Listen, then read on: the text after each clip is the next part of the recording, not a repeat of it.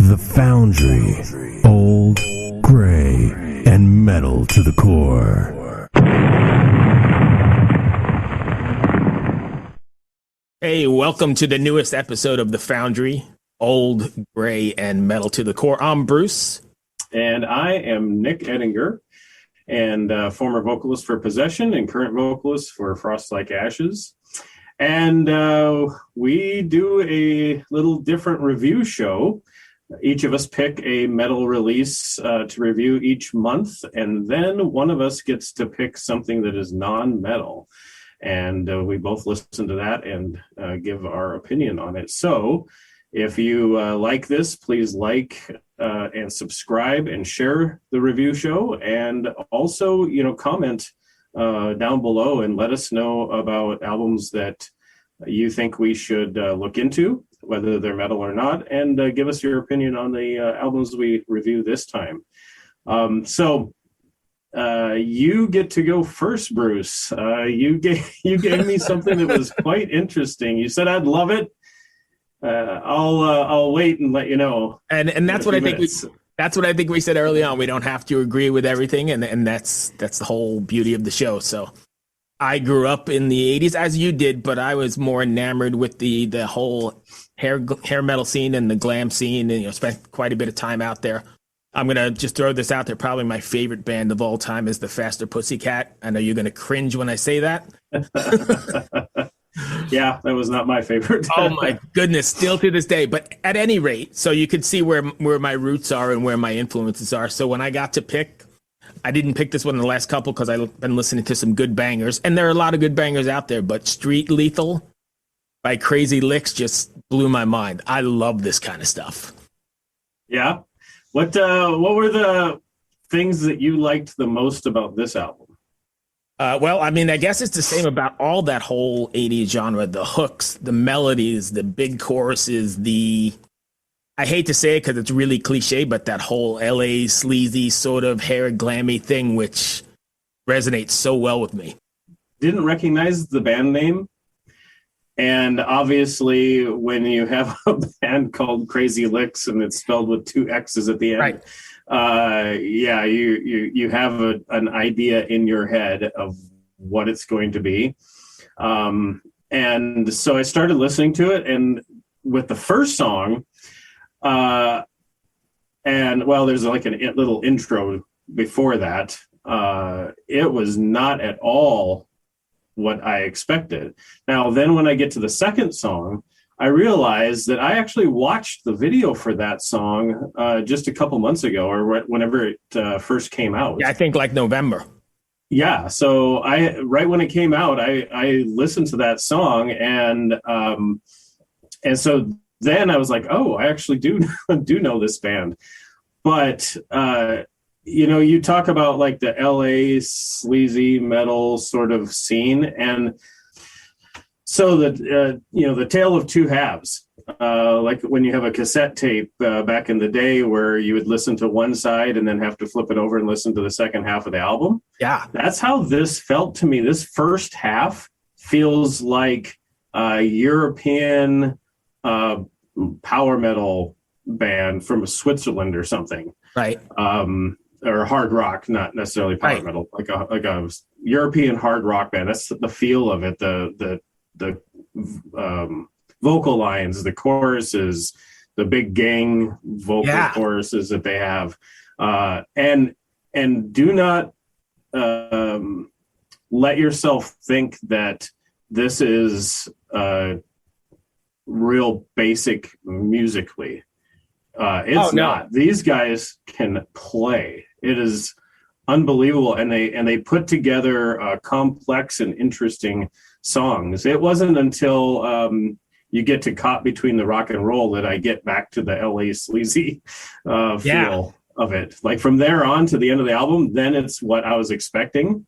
But the first half, or a little bit more than half of the album, it was something that I actually really, really enjoyed and would listen to, and I actually have listened to quite a bit since you gave it to me. It does bring back all of those sounds, but it doesn't sound old.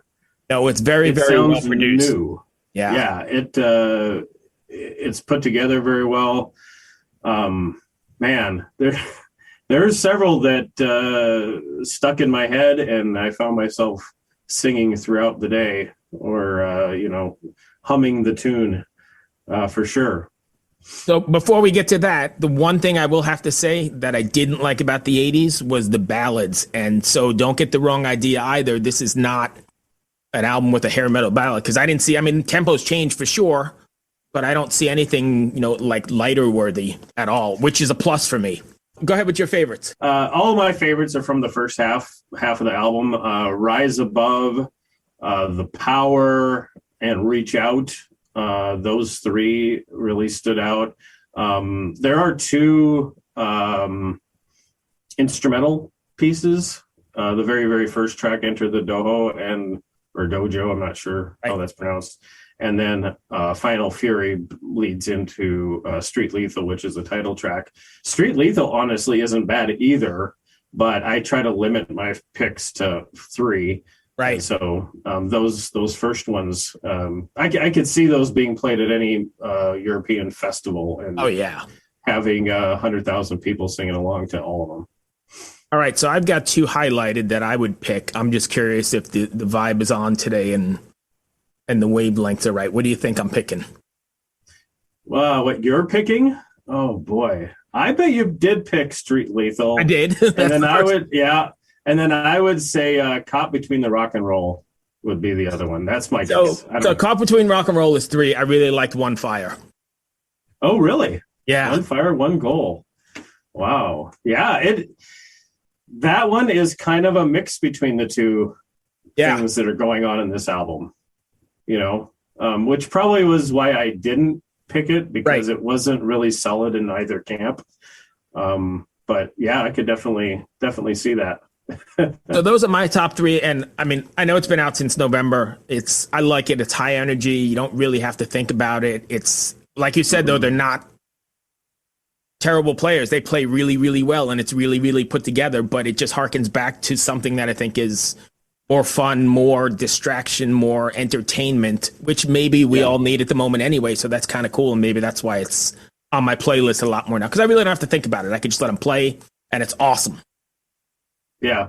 I had a hard time doing other things while I was listening to the first half because I wanted to sing along. Right. But and maybe raise my fist and bang my head a little bit. Yes. But the guitar solos, fantastic. This is not a lightweight. No, not at all. Yeah. They've got to be mentioned up with the top bands of this genre. They really need to be. All right, so we're going to shift totally around the world into a totally different style here. Why don't you go ahead and introduce this one?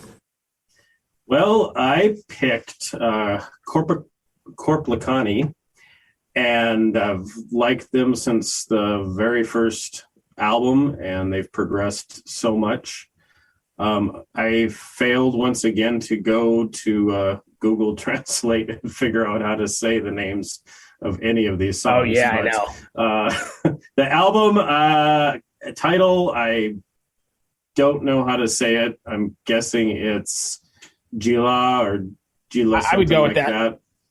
So, but give me your thoughts. What did you? I mean, you obviously are a fan of these guys as well, on a much more personal level than I am. I've done a few things with Jan over the years, and he was actually in both of my cookbooks back 10 years ago, and he's done some episodes for the show, and I've been on the boat 70,000 tons with him, and my wife and I have had dinner with them a bunch of times, and just really, really nice guys. Yeah, so when you brought this one up, I really had no idea this would even be in your wheelhouse. That's how much we still don't know about each other, but I've been a fan of them since, maybe not from the beginning, but Tales Along This Road. Is that what year was that record? Yeah, they have progressed so much. I mean, I think that a lot of people probably initially started listening because it was almost shtick, Right. Like, what in the world are these guys doing? I mean, people have been incorporating Scandinavian folk music right. Into metal for a while. but these guys were coming out with all like way more into the folk side of things.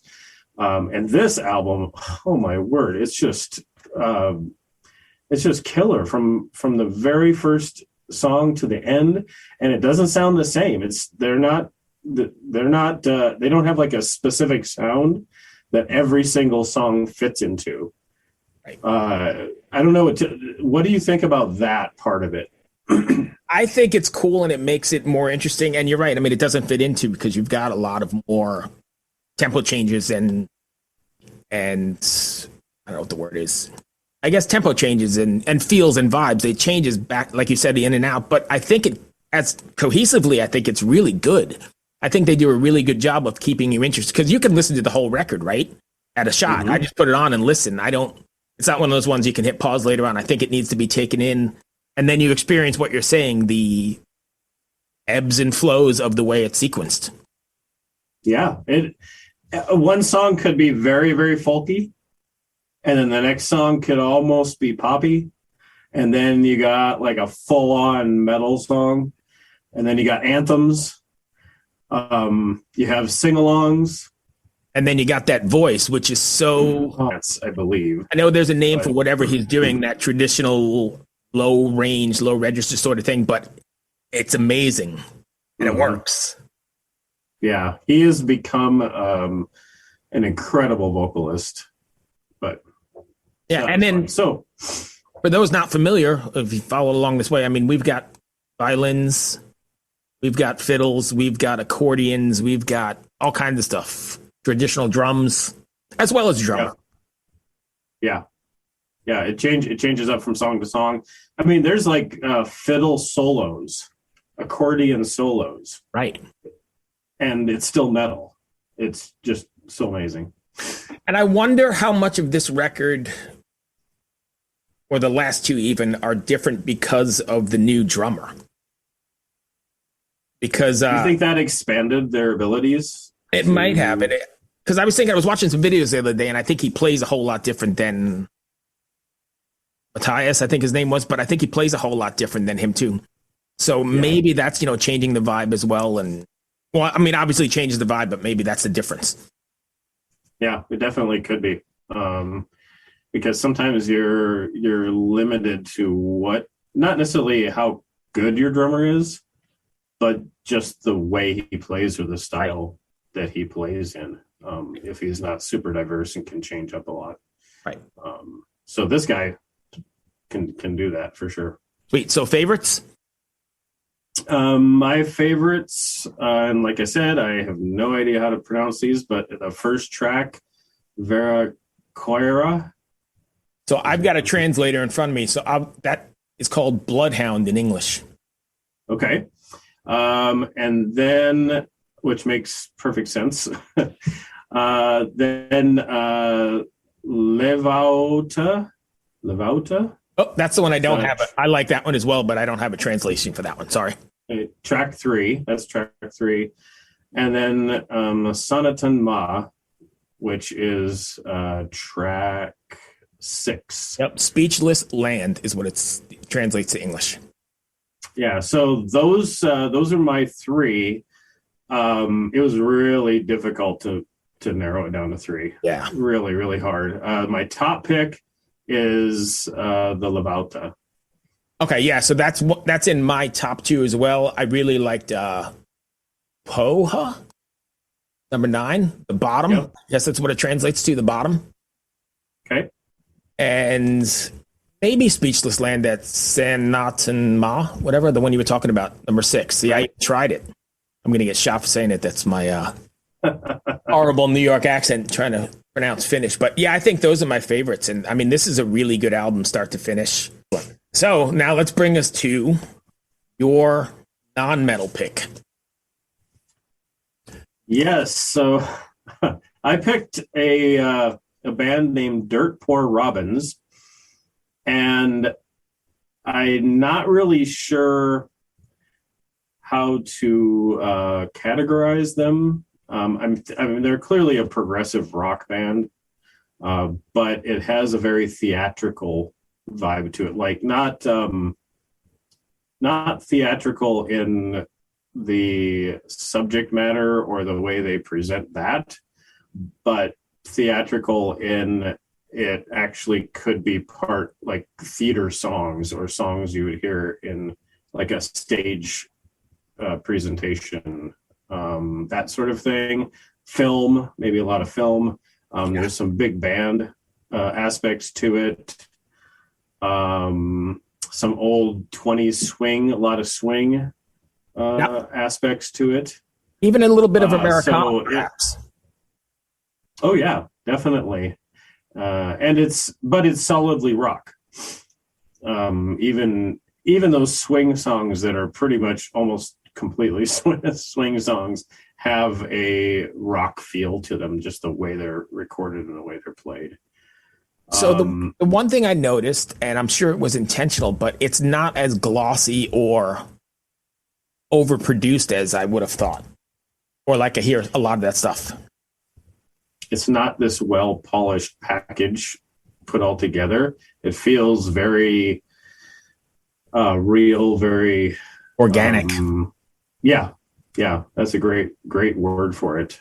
And yet there are a lot of things going on within these songs, musically, instrumentally, and the arrangements are not traditional rock, or even it's not even traditional progressive rock because of its theatrical aspects to it. Broadway musicals actually come to mind.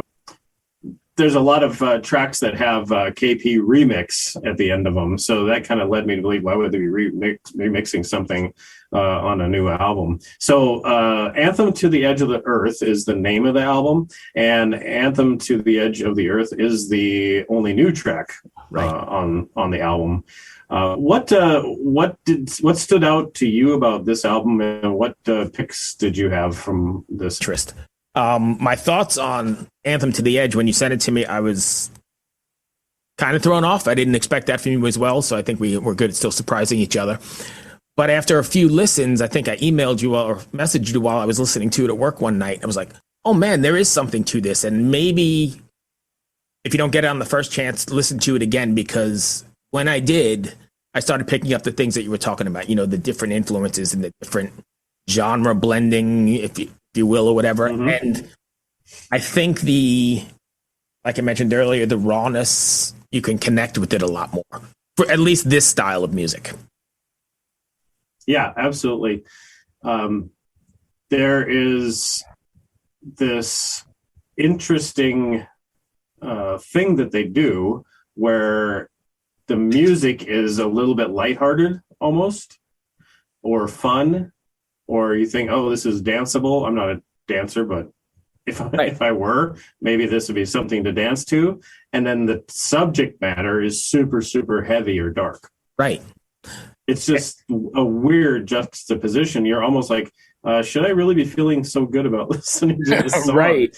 with the subject matter that's going on, So if you ask me what's my favorites, then Anthem to the Edge, mainly because that was the first single I got, and it took me a while to get in, so it's sort of ingrained in my head.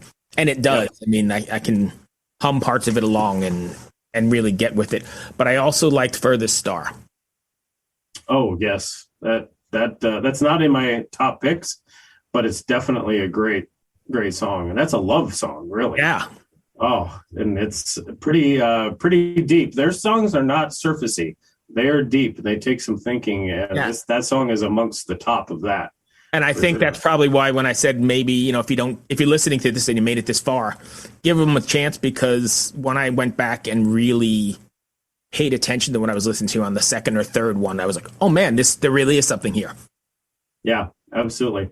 For me, Anthem, Furthest Star was your top pick. Yeah, absolutely. Right? Anthem to the Edge of the Earth was in my list. Great Vacation. Once again, a very upbeat song, but basically talking about the end of the world. So there you go. Right. Leviathan is a great one.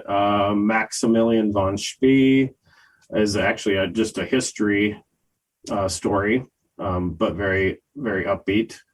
Great way to learn history. But Never a Key is really powerful. And then the last one, I Shot a Man. If you didn't get through the whole album, I would skip ahead and check out I Shot a Man. Okay. It's very short, but it's amazing. But my top pick is Great Vacation, just because it's so fun in the juxtaposition of what they're singing about and how it sounds is. And it's remixed too. So I hope people listening, if they care, take a second and go check out some of these bands, because I think all three were pretty great this week. Yeah, they definitely were. So, and we're all over the spectrum again, right? We're Finnish folk metal and Swedish glam metal. Yeah, absolutely. And then whatever the heck their poor whatever this Americana thing is, but it works and it's great. So anyway, I want to thank anybody for making it this far. Again, like Nick said earlier, please like us, subscribe, tell us if you hate us, tell us what we're doing wrong, or even better, suggest something that we don't know about, because I want to learn. I don't only want to teach you, I want to get some more stuff in my arsenal, and this is a great way to do it by doing this Anthems, The Edge of the Earth. Yeah, absolutely. There's so much stuff out there right now that, and it's such good quality, a lot of bands. But I hope that we can bring a little more awareness to a lot of people of different bands, so that you're not just so overwhelmed. You have something to go on when you select a band, and give you a little bit of information about it. But just like every episode, it's great fun chatting with you, and love sharing all this music. Ever wonder what a punch from Elton John feels like? Or how you'd cope with having turned down the chance to be in Nirvana? Or what signal Keith Richards gives when he wants you to get the hell out of his hotel room? Fans of Too Much Effing Perspective don't have to wonder, because they've heard these exact stories and a jillion others on our podcast. I'm Alex Hoffman, former tour manager for Radiohead. And I'm musician and comedy writer Alan Keller. On the TMEP show, we get guests like Nancy Wilson from Heart, Jeremiah Freites from the Lumineers, and Modern Family's Julie Bowen to tell us things they may have only shared with their therapist, clergy, or a TMZ stringer. So join us on Too Much Effing Perspective. That's EFFING Perspective. The only podcast you crank up to 11.